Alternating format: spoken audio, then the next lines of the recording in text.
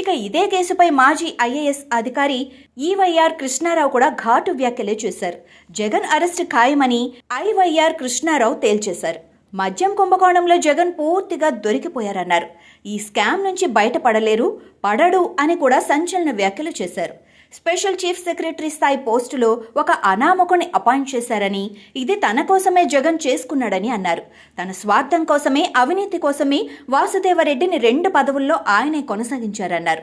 ఇది చాలా పెద్ద అవినీతి కాబట్టే ఎక్కడా డిజిటల్ పేమెంట్ లేదని, అంతా నగదులోనే నిర్వహించారన్నారు ఐవైఆర్ కృష్ణారావు.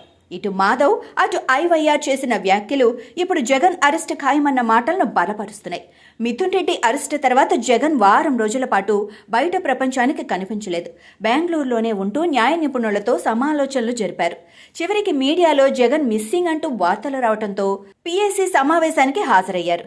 అందులో కూడా తప్పుడు కేసులన్న మాటే మాట్లాడారు తప్ప మిథున్ అరెస్ట్, లిక్కర్ స్కామ్పై ఎలాంటి వ్యాఖ్యలు చేయలేదు.